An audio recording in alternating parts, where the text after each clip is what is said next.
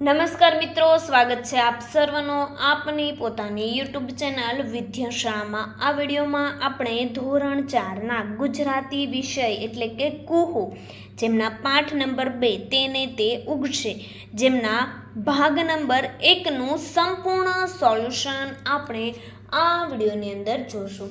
આપણી આ ચેનલ ઉપર ધોરણ 4ના તમામ વિષયના બધા જ પાઠના વિડીયો સોલ્યુશન મુકાઈ ચૂક્યા છે, જેમને લિંક તમને નીચે ડિસ્ક્રિપ્શન બોક્સમાં મળી જશે। જો વિદ્યાર્થી મિત્રો તમે અમારા વોટ્સઅપ ગ્રુપની અંદર જોડાવા ઈચ્છતા હોય તો અમારા વોટ્સઅપ ગ્રુપની લિંક પણ તમને નીચે ડિસ્ક્રિપ્શન બોક્સમાં મળી જશે અને જેમાં તમે વોટ્સઅપ ગ્રુપમાં જોડાઈ શકો અને જેમાં તમને વિડીયો અને પીડીએફની લિંક પણ તમે મેળવી શકો છો। તો ચાલો આપણે જોઈએ પાર્ટ નંબર 1 એટલે કે ભાગ નંબર 1ના સોલ્યુશન સાથે। તમારા શિક્ષક પાસેથી ગીતડું સાંભળો, જીલન ગાન કરો અને જાતે ગાઓ જોઈએ। ચાલ આપણે ફરવા જઈએ, ઝાડ પહાડને મળવા જઈએ, ચાલ આપણે ફરવા જઈએ। હરણા પાસે હળવા જઈએ, ઝરણા પાસે દોડી જઈએ, ફૂલડા સાથે રમવા જઈએ, ચાલ આંબા ડાળે ઝૂલવા જઈએ, નદી કિનારે ભમવા જઈએ, હામ ભરીને તરવા જઈએ। ગાવાની મજા પડે તેમ રમવાની પણ મજા પડે, ચાલો એક રમત રમીએ। તો શિક્ષક કે રમાડનાર જ્યારે કહે ગાય ઉડે તો તમારે ફર કહી 2 હાથ વડે ઉડવાનો અનુભવ કરવો, પણ રમાડનાર બોલે કાબર ઉડે તો પણ તમારે ફર બોલવાનું નથી કે અભિનય પણ કરવાનો નથી। તો રમાડનાર જ્યારે પક્ષીનું નામ બોલે ત્યારે ફર નહીં કરવાનું અને જ્યારે પ્રાણીનું નામ બોલે ત્યારે જ ફર કરવાનું। જે ભૂલ કરે તેણે તે વખતે જે પશુ પક્ષીનું નામ બોલ્યું હોય તેનો અવાજ કાઢી બતાવવાનો। દાખલા તરીકે રમાડનાર કહે કે ચકલી ઉડે ત્યારે તે વિદ્યાર્થી ફર બોલે તેણે ચકલી બોલે એવું ચી ચી બોલી બતાવવાનું રહેશે।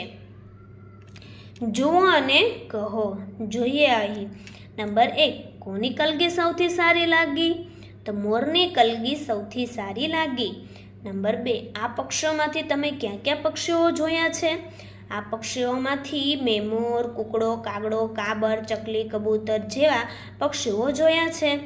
નંબર 3, તેઓ શું ખાતા હોય છે? કોઈ પણ 2 પક્ષી વિશે કહો। તો મોર દાણા અને જીવડા ખાય છે, જ્યારે નંબર 2 કાગડો એઠવાડ અને જીવજંતુ ખાય છે। નંબર 4, કોઈ પણ 2 પક્ષીઓના અવાજ કાઢો। તો મોર ટેહુક ટેહુક અને કાગડો કા કા। નંબર 5, કાબર અને ચકલીની જેમ ચાલી બતાવો। નંબર 6, તમારા આંગણામાં ક્યાં ક્યાં પક્ષીઓ આવે છે? અમારા આંગણામાં મોર, પોપટ, કાબર, કાગડો, ચકલી, કબૂતર, કૂકડો વગેરે પક્ષીઓ આવે છે।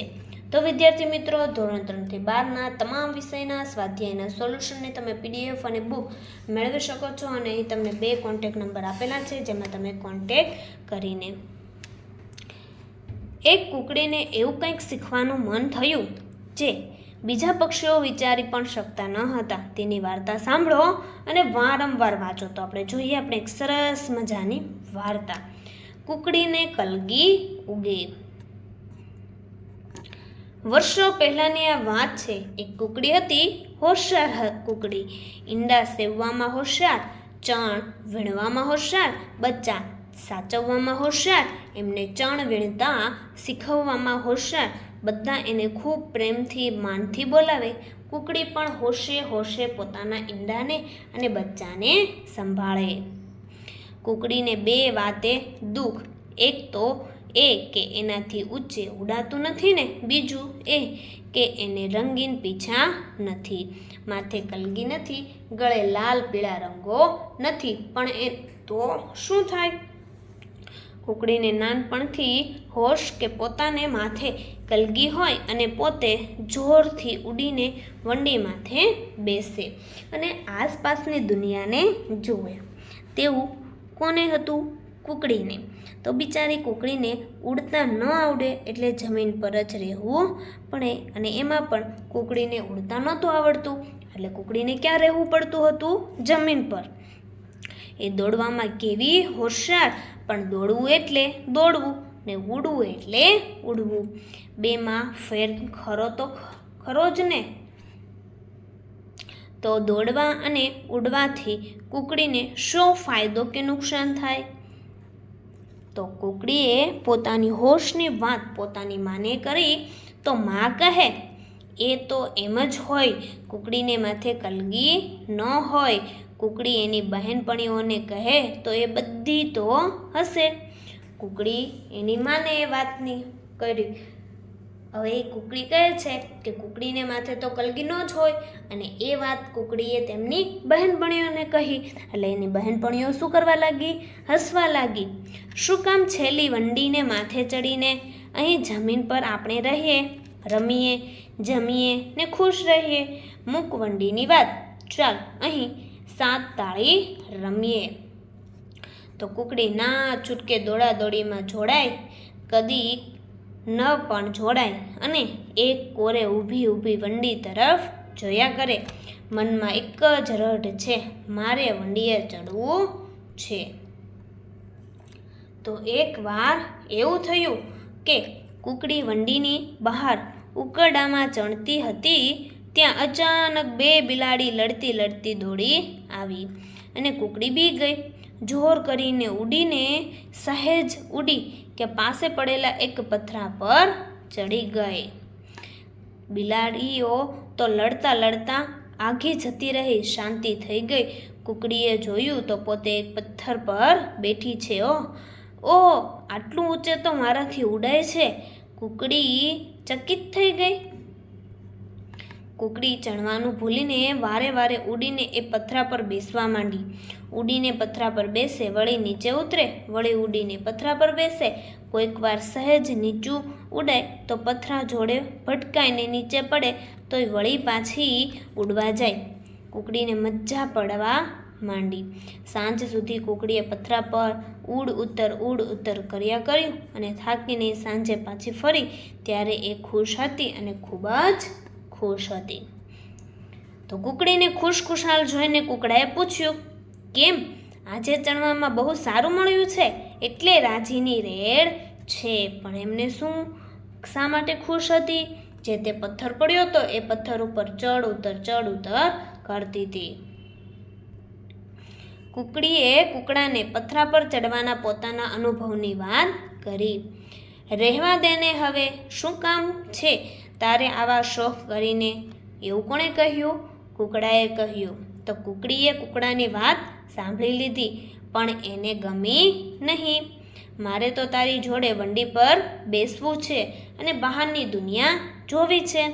કુકડીએ પોતાની અભિલાષા કુકડાને કહી અને વિચારવા લાગી કે લાખો હજારો કુકડીઓએ ન કર્યું એટલે મારે નહીં કરવાનું. ક્યાં સુધી કુકડીઓએ જમીન પર ચણ્યા જ કરવાનું? કુકડી આમ રોજે રોજ ઉડ ઉતર કર્યા કરે. એનાથી થાકે એટલે કુકડી કુકડાને ધારીને જોયા કરે. એ કેમ પાંખો ફેલાવે છે, કેમ પગ સંકોરે છે, કેવી રીતે ધીરે ઊંચે ચડે છે, એ નિરખ્યા કરે અને કુકડો મનમાં પોરસાય કે કુકડી કેટલા પ્રેમથી એને નિહાળે છે અને કુકડો ખુશ થાય. વધારે જોરથી ઉડે, કુકડી થોડું વધારે શીખે. ત્યાં એક દિવસ એક કાગડાએ કહ્યું, ઊંચે ઉડીને શું મળવાનું તને? માથે કલગી થોડી ઉગવાની છે. કુકડી, તું તો કુકડી જ રહેવાની ને? શું કહે છે કુકડાએ કે તારે ઉડીને શું છે, તને શું મળવાનું છે? જેને માથે કલગી થોડી ઉગવાની છે. કુકડી તો કુકડી જ રહેવાની છે ને એમ. તો કુકડીની ઈચ્છા પૂરી થશે. કુકડી ખીજાય, મને કલગી ઉગે ન ઉગે તારે શું? જા, મને કલગી ઉગશે જોઈ લેજે તું. તો કુકડાને હસતો મૂકીને કુકડીએ વધુ મહેનતથી ઉડવાનું કામ શરૂ કરી દીધું. એક સવારે કુકડો વંડીએ ચડીને બોલ્યો, કુકડે કૂક, કુકડે કૂક, ને પછી પોતાની મસ્તીમાં વંડી પર ચાલવા માંડ્યો. ત્યાં એણે શું જોયું તો થોડી જ દૂર વંડી પર હતી કુકડી. તે વંડી પર ચડવા જેટલી હોશિયાર થઈ ગઈ હતી. અરે કુકડી, તું અહીંયા? કુકડાએ નવાઈથી પૂછ્યું. હા, હું હવે ચડી શકું છું વંડી પર. કુકડી વટથી બોલીને કુકડાની જેમ જ ડોક ઊંચી કરીને ચારે બાજુ જોવા માંડી. ચારે બાજુ શું હતું? હંમેશા નીચેથી જોયેલા ઝાડને આજે કુકડીએ નજરની સામે જોયા. નીચેથી ઊંચે જોતા માંડ જોવા મળે તેવા ઝાડના ડાળ પાંદડા એની નજર સામે હતા.